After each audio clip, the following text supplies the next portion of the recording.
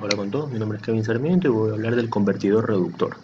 Bueno, en casi cualquier proyecto electrónico vamos a necesitar más de un valor de voltaje. Una forma de obtenerlo son con circuitos reguladores de voltaje. Las ventajas de estos son su baja eficiencia cuando se trata de voltajes altos. Una forma mejor de obtener los valores es usando reguladores conmutados de CTC cuando se trata de circuitos a altas potencias, ya que los integrados lo desperdician mucha potencia en forma de calor. Para estudiar el funcionamiento de convertidor reductor, vamos a separar en dos partes, en la etapa ON y en la etapa O. Primero vamos a quitar todos los componentes, dejando solamente la resistencia, que vamos a asumir que es un diodo o un LED que necesita 5 voltios y tenemos una fuente de 10 voltios. Si la abrimos, vamos a tener 0 voltios, y si la cerramos completamente, vamos a tener 10.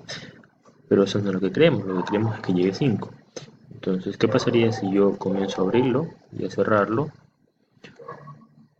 muy rápido, sin permitir que suba de 5 ni que baje de 4.9?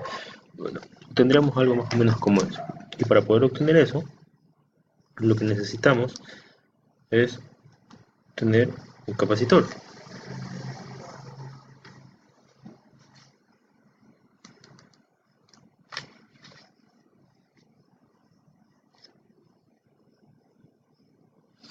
Bueno, y posterior a eso necesitamos poner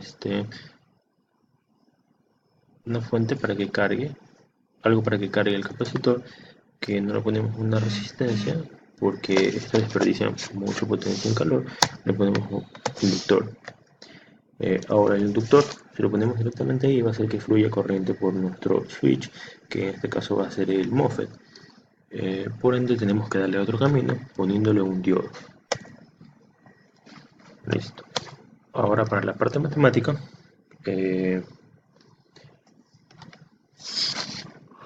cuando la tensión del cátodo es más alta que el ánodo, el interruptor se cierra por primera vez, la corriente comenzará a aumentar y el inductor producirá una tensión opuesta en los terminales, la respuesta de corriente cambiante. Esta caída de voltaje contrarresta el voltaje de la fuente y por lo tanto produce un voltaje neto a través de la carga. Con el tiempo, la corriente disminuye y la tensión del inductor también disminuye, lo que aumenta la tensión en la carga durante el tiempo. El inductor almacena energía en forma de campo magnético. Es decir, si el interruptor se abre mientras la corriente todavía está cambiando, entonces siempre habrá una caída de voltaje en el inductor, por lo que el voltaje neto en la carga siempre será menor en la fuente de voltaje en la entrada. Es decir, que cuando el interruptor está en ON, el inductor se cargará y la tensión en el inductor será la diferencia entre la salida y la entrada. Pero también sabemos que el voltaje del inductor es la inductancia L multiplicado por el derivado del inductor, como podemos ver en la figura.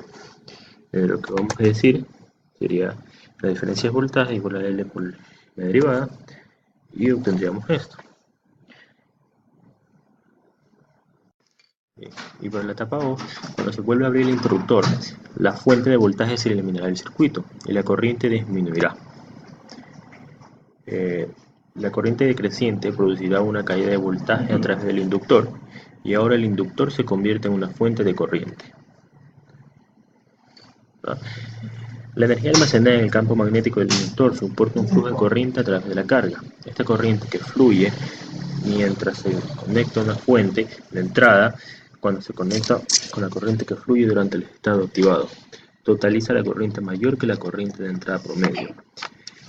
El aumento en la corriente promedio compensa la relación de voltaje e idealmente conserva la potencia proporcionada a la carga durante el estado de apagado. El inductor está descargado y su energía almacena el resto del circuito. En este caso, la tensión a través del inductor es la misma tensión de salida. Así que, una vez más usando las fórmulas, obtenemos lo siguiente. Listo. Ahora, si queremos obtener la salida en función de la entrada y el ciclo de trabajo de la PWM, todo lo que tenemos que hacer es hacer la suma de las corrientes encendida y apagado igual a cero. Eso significa que la corriente encendido es igual a la corriente apagado. Así, como despeje, nos quedará que la salida es la entrada multiplicada por el ciclo de trabajo. El ciclo de trabajo del PWM puede tener valores entre 0 y 1. Por lo tanto, la única salida posible será igual o inferior a la entrada. Es por eso que estas configuraciones se le llaman convertidor reductor. Gracias, eso sería todo.